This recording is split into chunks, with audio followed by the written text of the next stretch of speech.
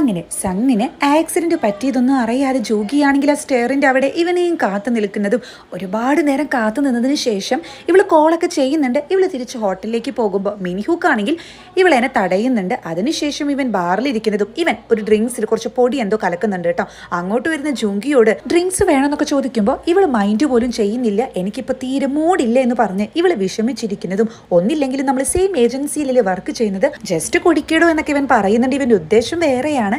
അതിനുശേഷം എൻ്റെ കൂടെ ഡേറ്റിങ്ങിന് വരുന്നുണ്ടോ എന്ന് ചോദിക്കുമ്പോൾ ഇല്ല എന്ന് ഇവൾ അപ്പം തന്നെ എടുത്തടിച്ച് പറയുന്നുണ്ട്. ഇവനാണെങ്കിൽ എന്നാ ശരി ഈ ഡ്രിങ്ക്സ് കുടിക്കുന്നൊക്കെ പറയുന്നതും ഇവൾ അത് കുടിക്കുന്നതും അതിനുശേഷം ഇവൾക്ക് ബോധം പോകുന്നുണ്ട്. ആ ടൈമിൽ അവിടെയുള്ളവരുടെ CEO ആയ കിം ആണെങ്കിൽ ഇവനെ നോക്കി ചിരിക്കുന്നതാണ് കാണിക്കുന്നത്. പിന്നീട് ഹോട്ടൽ റൂമിൽ ഇവള് ബോധമില്ലാതെ കിടക്കുന്നതും അങ്ങോട്ട് വരുന്ന ഒരു പോലീസ് ഓഫീസർ ആണെങ്കിൽ ഒരുപാട് പോലീസ് ഓഫീസേഴ്സിന്റെ അവിടെ ഫോട്ടോ ഒക്കെ എടുക്കുന്നുണ്ട്. ഒരു പെൺകുട്ടി ഡ്രിങ്ക്സ് അടിച്ച് കിടന്നുറങ്ങുന്നുണ്ട്. കൂടെയുള്ള ആൺകുട്ടി മരിച്ചു എന്ന് പറയുന്നതും ആ മരിച്ചിട്ടുണ്ടായിരിക്കും അപ്പൊ നേരത്തെ കാണിച്ച ആ മിനിഹൂക്ക് തന്നെയായിരിക്കും. പിന്നീട് 3 വർഷങ്ങൾക്ക് ശേഷം എന്ന് എഴുതി കാണിച്ച സങ് ആണെങ്കിൽ ഡോക്ടറെ കാണാൻ വരുന്നതും ഡോക്ടർ ആണെങ്കിൽ 3 വർഷങ്ങൾക്ക് മുന്നേ നിങ്ങളുടെ ടെമ്പറൽ ലോബ് ഡാമേജ് ആയതുകൊണ്ടാണ് നമ്മൾ ട്രീറ്റ്മെന്റ് സ്റ്റാർട്ട് ചെയ്തത്.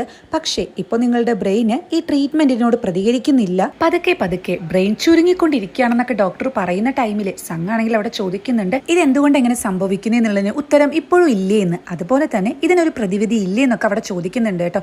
ആ ടൈമിൽ ഡോക്ടർ സൈലന്റ് ആവുകയാണ് ചെയ്യുന്നത്. പിന്നീട് ഇവൻ ഇങ്ങനെ ബെഡിൽ കിടക്കുന്ന ഒരു സീൻ കാണിക്കുന്നുണ്ട്. ഈ അസുഖം എനിക്ക് തുടങ്ങിയിട്ട് 3 വർഷമായി. വളരെ അപൂർവമായ സിൻഡ്രല്ല അംനീഷ്യ എന്നുള്ള രോഗമാണ് എനിക്ക്. ഇതൊരു ചോയ്സ് അല്ല, എന്റെ വിധിയാണ്, ഞാനത് അക്സെപ്റ്റ് ചെയ്തേ പറ്റൂ എന്നൊക്കെ പറഞ്ഞ് ഇവൻ ബോർഡിൽ ഇങ്ങനെ എഴുതുന്നത് കാണിക്കുന്നുണ്ട് കേട്ടോ. അതുപോലെ ഓരോ ദിവസവും ഇവൻ എന്ത് കഴിക്കണം എന്നുള്ളത് എഴുതി വെച്ചിട്ടുണ്ടായിരിക്കും. എന്ത് കുടിക്കണം, എന്ത് ഡ്രസ്സ് ഇടണം, അങ്ങനെയെല്ലാം കറക്റ്റാക്കി എഴുതി വെച്ചിട്ടുള്ള ഒരു സിസ്റ്റമാറ്റിക് ആയിട്ടുള്ള ജീവിതമായിരിക്കും ഇവന്റെ എന്ന് ഇവിടെ കാണിക്കുന്നുണ്ട്. ഈ അസുഖം ഉള്ളത് കൊണ്ട് തന്നെ തലേ ദിവസം നടന്ന കാര്യങ്ങളൊന്നും തന്നെ എനിക്ക് പിറ്റേ ദിവസം ഓർമ്മയുണ്ടാവില്ല. അതുകൊണ്ട് തന്നെ എല്ലാം ഞാൻ ഒരു ഡയറിയാക്കി എഴുതി സൂക്ഷിക്കാറുണ്ട്. അത് ശരിക്കും എൻ്റെ ഓർമ്മകൾക്കുള്ള ഒരു വെല്ലുവിളിയാണ്. പെട്ടെന്ന് മറന്നു പോകുന്ന എൻ്റെ ഓർമ്മകൾക്കെതിരെയുള്ള ഒരു വെല്ലുവിളി. അങ്ങനെ ഒരു മോർണിംഗിൽ ഇവന്റെ ഡയറി എടുത്ത് വായിക്കുകയാണ്. അതായത് 5 മണിക്ക് എണീറ്റു, 8 മണിക്ക് ഓഫീസിൽ പോയി, 10 മണിക്ക് ഹീലിംഗ് വില്ലേജ് പ്രൊജക്ട് നടക്കുന്ന സൈറ്റിൽ പോയിട്ട് അത് വിസിറ്റ് ചെയ്തു. ആ ടൈമിലാണ് ഇവനെ സെക്രട്ടറി വിളിക്കുന്നതും. സെക്രട്ടറിയെ നമുക്ക് യാങ് എന്ന് വിളിക്കാം. സോ ഇവന്റെ നമ്പർ സേവ് ചെയ്തിട്ടുണ്ടായിരിക്കും. ഒരു പെറ്റുമല്ല, ഒരു ലവറും ഇല്ലാത്ത ജന്തു എന്നായിരിക്കും. അപ്പോൾ ഈ സെക്രട്ടറി ആണെങ്കിൽ എന്താ വരുന്നില്ലെന്ന് ചോദിക്കുമ്പോൾ അതിന് സമയമാവുന്നല്ലേ ഉള്ളൂ എന്ന് സംഘം അവിടെ ചോദിക്കുന്നുണ്ട്. അല്ല ഇന്ന് ആന്റിമാരും അങ്കിളുമാരായിട്ടൊരു മീറ്റിംഗ് ഉണ്ട്, അത് മറന്നു എന്ന് ചോദിക്കുന്ന ടൈമിൽ വീണ്ടും ഇവനിങ്ങനെ ആലോചിക്കുന്നുണ്ട് ഇത്രയും മറവികൾക്കിടയിൽ ചില കാര്യങ്ങൾ വേണമെന്ന് വെച്ചിട്ട് മറന്നു പോകാനും ആഗ്രഹിക്കുന്നുണ്ട് എന്ന്. അതായത് ഈ മീറ്റിങ്ങിനെ പറ്റിയിട്ടാണ്. പിന്നീട് സംഘ കാറിൽ പോകുന്ന ടൈമിൽ സെക്രട്ടറി അവിടെ ചോദിക്കുന്നുണ്ട് ഈ കാര്യം എന്താ മറന്നു പോയെന്ന്. അതിന് ഇത് ആലോചിക്കേണ്ട ആവശ്യമുണ്ടോ, ഇത് ശരിക്കും ടൈം വേസ്റ്റ് ചെയ്യുന്ന പരിപാടിയാണെന്ന് സംഘ പറയുന്നതും യാങ് ആണെങ്കിൽ അല്ല ഈ യുഗത്തിലും ഇങ്ങനെ ഡയറി ഒക്കെ എഴുതേണ്ട ആവശ്യമുണ്ടോ, ലാപ്പിൽ ടൈപ്പ് ചെയ്തൂടെ അല്ലെങ്കിൽ വോയിസ് റെക്കോർഡ് ചെയ്തൂടെ എന്നൊക്കെ ചോദിക്കുമ്പോൾ ജീവിതത്തിലെ ഏറ്റവും പ്രധാനമായിട്ടുള്ള കാര്യങ്ങൾ ഒരു പേപ്പറിൽ എഴുതുന്നതാണ് നല്ലത്, അതാണ് ഏറ്റവും സേഫസ്റ്റ് മെത്തേഡ് എന്ന് സംഘ അവിടെ പറയുന്നുണ്ട്. യാങ് ആണെങ്കിൽ എനിക്ക് കുറച്ച് പൈസ കടം തരുമെന്ന് ചോദിക്കുമ്പോൾ എത്ര വേണമെന്ന് സംഘം അവിടെ ചോദിക്കുന്നുണ്ട് കേട്ടോ. അപ്പോൾ 3 മില്യൺ എന്നൊക്കെ പറയുന്ന യാങ് ആണെങ്കിൽ ഈ കാര്യം മിക്കവാറും ഇങ്ങനെ മറക്കും എന്നവിടെ പറയുന്നതും ഇതേ ടൈമിൽ സംഘം ആലോചിക്കുന്നുണ്ട്. അതായത് ചില സമയങ്ങളിൽ ആളുകൾ എൻ്റെ മെമ്മറീസ് മാനിപ്പുലേറ്റ് ചെയ്യാനും ശ്രമിക്കാറുണ്ട് എന്ന്. പിന്നീട് ഇവൻ സുൻവോ ഗ്രൂപ്പിന്റെ തന്നെ ഭാഗമായ ഒരു ഹോസ്പിറ്റലിൽ വന്നിറങ്ങുമ്പോൾ ഒരുപാട് ഡോക്ടേഴ്സ് ഇവനെ വെൽക്കം ചെയ്യുന്നുണ്ട്. അതിൽ ഇവനെ കൺസൾട്ട് ചെയ്യുന്ന ഡോക്ടർ ആണെങ്കിൽ മുന്നേ ഓപ്പറേഷൻ നടത്തിയ ഒരു പേഷ്യന്റ് നിങ്ങളുടെ കൺസൾട്ടേഷൻ വേണമെന്ന് പറഞ്ഞു വെയിറ്റ് ചെയ്യുന്നുണ്ടെന്ന് പറയുമ്പോൾ സംഘം ആണെങ്കിൽ 3 വർഷങ്ങൾക്ക് മുന്നേ തന്നെ ഞാൻ എല്ലാ കൺസൾട്ടേഷനും സ്റ്റോപ്പ് ചെയ്തതല്ലേ, അതുകൊണ്ട് എനിക്കിനി നോക്കാൻ പറ്റത്തില്ല എന്നവിടെ തീർപ്പ് പറയുന്നുണ്ട്. അതുപോലെ ഹീലിംഗ് വില്ലേജ് പ്രോജക്റ്റ് അതെന്തായാലും ഞാൻ ആരംഭിക്കാൻ പോവുകയാണെന്ന് പറയുന്ന ടൈമിൽ ഡോക്ടർ ആണെങ്കിൽ നിങ്ങൾ അത് ഉറപ്പിച്ചു കഴിഞ്ഞതാണോ എന്ന് അവിടെ എടുത്ത് ചോദിക്കുന്നുണ്ട്. അപ്പൊ സംഘം ആണെങ്കിൽ 3 വർഷത്തിന് ശേഷം ഞാൻ ഒരു കാര്യം തീരുമാനിക്കുന്നതാണെന്ന് അവിടെ പറയുന്നതും പിന്നീട് ഇവന്റെ 3 ആന്റികൾക്കൊപ്പം മെയിൻ ആന്റീനെ അതായത് ആളായിരിക്കും ചെയർ വുമണ് ആളെ കാണാൻ വെയിറ്റ് ചെയ്തിരിക്കുന്നതും ആൾ വരുന്ന ടൈമിൽ ഇവന്റെ റെസ്പെക്ട് ഒക്കെ കാണിക്കുന്നുണ്ട്. ആന്റിമാരാണെങ്കിൽ തീം ഗ്രൂപ്പിലെ യങ്ങസ്റ്റ് ഡോട്ടർ പഠിപ്പൊക്കെ കഴിഞ്ഞ് വന്നിട്ടുണ്ട്, നീ അവളെ മീറ്റ് ചെയ്യണം, അവള് നിനക്ക് പെർഫെക്റ്റ് മാച്ചിങ് ആയിരിക്കും, നല്ല പെൺകുട്ടിയാ എന്നൊക്കെ പറയുന്നതും.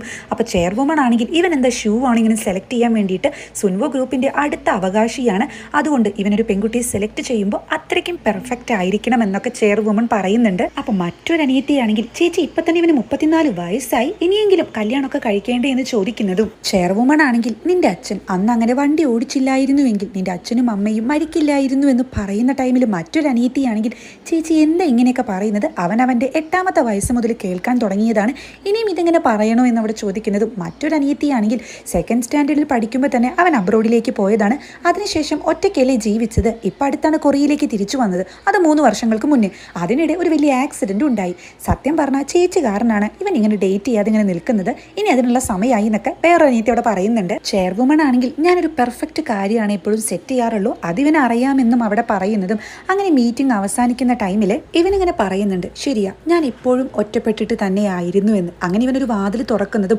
അവിടെ പെട്ടെന്ന് ലൈറ്റ് ഇവൻ്റെ മുഖത്തേക്ക് അടിക്കുമ്പോൾ ഇവൻ പാസ്റ്റത്തെ കാര്യങ്ങളാണ് ആലോചിക്കുന്നത് കേട്ടോ. അതായത് അച്ഛനും അമ്മയും ഒപ്പം ഫോട്ടോ എടുത്തതും ആ ഫോട്ടോയുടെ ഫ്ലാഷും അതുപോലെ ആക്സിഡന്റ് പറ്റി കിടക്കുമ്പോൾ വരുന്ന ആ കാറിന്റെ ലൈറ്റും ഒക്കെ ഇവന്റെ കണ്ണിലേക്ക് അടിക്കുന്നതും ഇവന് പെട്ടെന്ന് എന്തോ പോലെ തോന്നുന്നുണ്ട്. ലവ് എന്ന് പറഞ്ഞാൽ എന്നെ സംബന്ധിച്ചിടത്തോളം അതൊരു ട്രാജഡി ആണെന്ന് ഇവൻ പറയുന്നതും പിന്നീട് മുന്നത്തെ ഒരു കാര്യം കാണിക്കുന്നുണ്ട്. അതായത് ഡോക്ടർ ഇവനോട് ചോദിക്കുന്നുണ്ട്, അന്ന് ആക്സിഡന്റ് നടന്ന ദിവസം എന്താ സംഭവിച്ചതെന്ന് ഓർമ്മയുണ്ടോ എന്ന്. അപ്പോൾ സങ് അവിടെ പറയുന്നത്, അന്നത്തെ ദിവസം എന്താ സംഭവിച്ചതെന്ന് എനിക്ക് ഒട്ടും ഓർമ്മയില്ല എന്നാണ്. പിന്നീട് ഇവന്റെ അച്ഛന്റെയും അമ്മയുടെയും ഫോട്ടോയ്ക്കുള്ള ഫ്രെയിം നോക്കി വിഷമിച്ചിരിക്കുന്ന ഒരു സാഡ് സീനാണ് കാണിക്കുന്നത്. നെക്സ്റ്റ് സീനിൽ എയർപോർട്ടിലേക്ക് ഇവന്റെ ആ ചെയർവുമൺ ആയ ആന്റിയുടെ മകൻ വരുന്നുണ്ട് കേട്ടോ. ആളാണ് സെക്കൻഡ് ഹീറോ ആയിട്ട് വരുന്നത്. ആളുടെ പേര് സങ് കിജൂൻ എന്നാണ്, നമുക്ക് കിജൂൻ എന്ന് വിളിക്കാം. ആള് വരുമ്പോൾ ആളെ വെൽക്കം ചെയ്യാൻ വേണ്ടിയിട്ട് ഇവന്റെ സിഇ ആയ ജങ്ങും സെക്രട്ടറി ആയ മിന്നും അവിടെ വെയിറ്റ് ചെയ്ത് നിൽപ്പുണ്ടായിരിക്കും. അപ്പോൾ ആളാണെങ്കിൽ ഏതോ തട്ടുകൂട്ട് ഡ്രാമാസിലൊക്കെ ചെറിയ റോൾസ് ചെയ്തത് കൊണ്ട് തന്നെ വലിയ സെലിബ്രിറ്റി ആണെന്നൊക്കെയാണ് വിചാരം.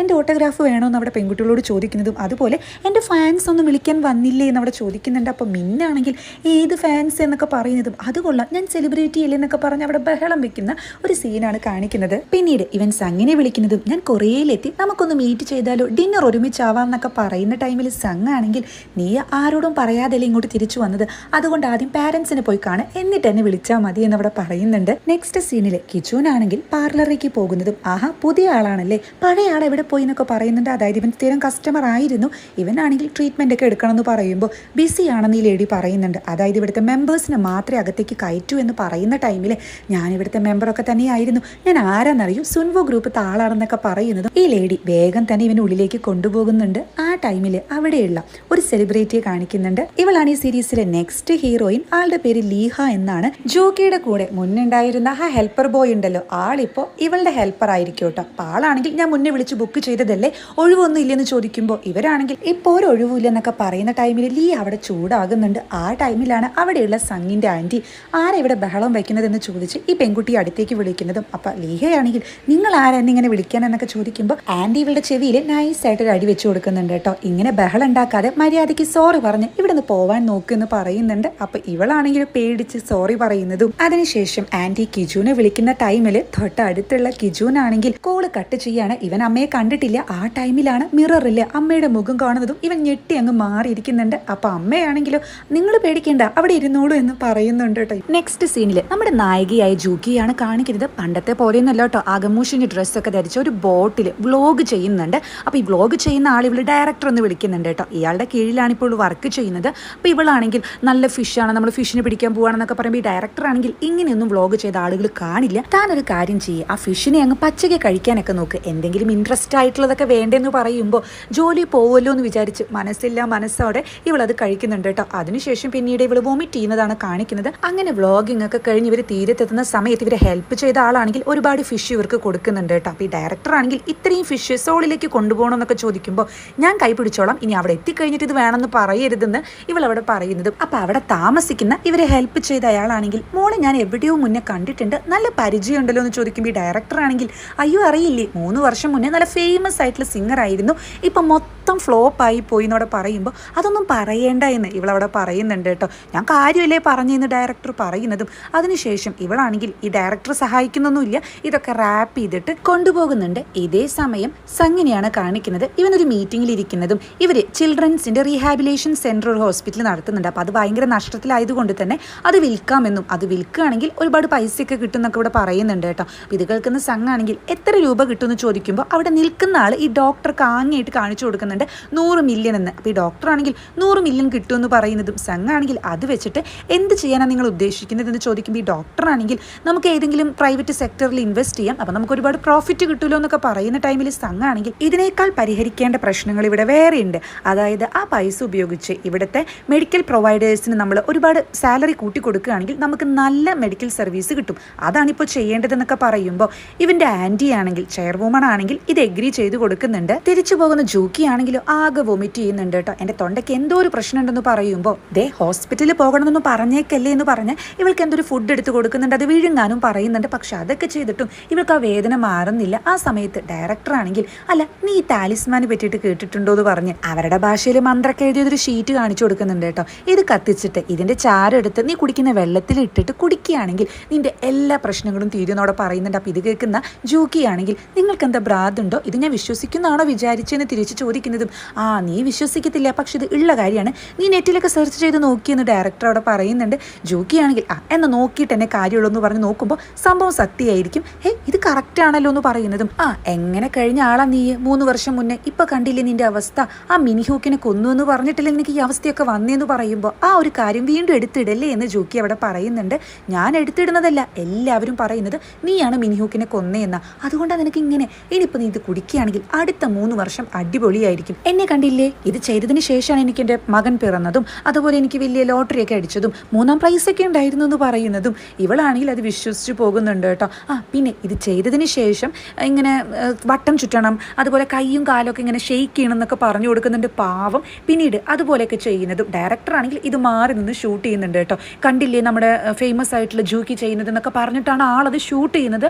അതിനുശേഷം ഇവളത് കാണുമ്പോൾ എന്ത് പണിയാണ് നിങ്ങൾ കാണിക്കുന്നത്, എന്നെ പറ്റിച്ചതാണല്ലോ എന്നൊക്കെ പറഞ്ഞ് ചൂടാകുന്നുണ്ട്. അങ്ങനെ തിരിച്ചു പോകുന്ന ജൂക്കി ആണെങ്കിൽ ആ ക്ലിപ്പ് ഡിലീറ്റ് ചെയ്യുമെന്നൊക്കെ പറയുമ്പോൾ അതൊക്കെ ഡിലീറ്റ് ചെയ്തു എന്ന് ഇങ്ങോട്ട് പറയുന്നുണ്ട് കേട്ടോ. അങ്ങനെ ഇവർ നേരെ പോകുന്നത് ഹോസ്പിറ്റലിലേക്കായിരിക്കും. അങ്ങനെ ഇവള് ട്രീറ്റ്മെന്റ് ഒക്കെ എടുക്കുന്നതും ഈ ഡോക്ടർ ആണെങ്കിൽ ഇനി ഫിഷ് മുഴുവനായിട്ട് കഴിക്കാതെ എല്ലൊക്കെ കളഞ്ഞിട്ട് വേണം കഴിക്കാൻ എന്ന് പറഞ്ഞ് ചീത്തയും പറയുന്നുണ്ട് കേട്ടോ. ഇവര് വന്നിട്ടുണ്ടായിരിക്കുക സംഘിന്റെ അതേ ഹോസ്പിറ്റലിലേക്കായിരിക്കും. ഇതേ സമയം സംഘാണെങ്കിൽ പറ്റത്തില്ല, എനിക്കിങ്ങനെ ഫോട്ടോ എടുക്കുന്നതൊന്നും ഇഷ്ടമല്ല എന്ന് പറയുന്നതും മാനേജർ ആണെങ്കിൽ ഒരു ഫോട്ടോയല്ലേ എടുക്കുന്നുള്ളൂ, ഒരു ഫോട്ടോ എടുത്തെന്ന് വെച്ചിട്ട് സാറ് മരിക്കാനൊന്നും പോകുന്നില്ല, സാർ എന്തിനെത്ര പേടിക്കുന്നതെന്ന് ചോദിക്കുന്നുണ്ട് കേട്ടോ. അതായത് ഇവനെ ഇന്റർവ്യൂവിന് എടുക്കാൻ വന്ന ആളുകൾ എന്തോ ആയിരിക്കും. അപ്പോൾ ഇവനാണെങ്കിൽ നിങ്ങൾക്ക് നിങ്ങളുടെ ഭാര്യയാണോ പേടി അതോ ഈ ഫോട്ടോ എടുക്കാൻ വന്ന ആളെയാണോ എന്ന് ചോദിക്കുമ്പോൾ തീർച്ചയായിട്ടും എൻ്റെ ഭാര്യ എന്ന് മാനേജർ അവിടെ പറയുന്നുണ്ട്. ശരി, ഒരു കത്തി പിടിച്ചിട്ട് ഒരു കൊലയാളി നിൽക്കുന്നുണ്ട്, മറുവശത്ത് ഈ ഫോട്ടോ എടുക്കുന്ന ആൾ നിൽക്കുന്നുണ്ട്, അപ്പം നിങ്ങൾക്ക് ആരെ പേടിയെന്ന് ചോദിക്കുമ്പോൾ അത് പറയാനുണ്ടോ, കത്തി പിടിച്ച് നിൽക്കുന്ന ആളെന്ന് മാനേജർ തിരിച്ചു പറയുമ്പോൾ എന്നാലേ എന്നെ സംബന്ധിച്ചിടത്തോളം നിങ്ങളുടെ ഭാര്യയെയും ആ കത്തി പിടിച്ച് നിൽക്കുന്ന കൊലയാളിയൊന്നും പേടിയില്ല, പകരം ഇവരെയാണ് എനിക്ക് ഏറ്റവും പേടിയെന്ന് ഇവൻ അവിടെ പറയുന്നുണ്ട്. അപ്പോൾ മാനേജർ ആണെങ്കിൽ പക്ഷെ അവർ വന്നു പോയില്ലേ, ഇനിയിപ്പോൾ എന്താ ചെയ്യാന്ന് പറയുമ്പോൾ ഞാൻ നേരിട്ട് സംസാരിക്കാമെന്ന് സംഘം അവിടെ പറയുന്നുണ്ട്. അങ്ങനെ ജൂക്കിയും ഡയറക്ടറും പുറത്ത് വരുന്ന ടൈമിൽ ഈ ഉപ്പുവെള്ളമൊക്കെ പിടിച്ചിട്ട് നന്നായി തൊണ്ട കഴുകിയാൽ മതി, ഇതൊക്കെ മാറും, ഇവിടെ ഭയങ്കര പൈസ എന്നൊക്കെ പറയുന്നതും ഞാൻ ഇനി നിങ്ങൾ വിശ്വസിക്കില്ല എന്ന് ജൂക്കി അവിടെ പറയുന്നുണ്ട്. അപ്പോൾ ഇയാളാണെങ്കിൽ വാഷ്റൂമിൽ പോകുന്നതും ഇവളുടെ കയ്യിൽ ഈ ക്യാമറയും അതുപോലെ ഒരുപാട് സാധനങ്ങളുണ്ടല്ലോ അതൊക്കെ അവിടെ വെച്ചിട്ട്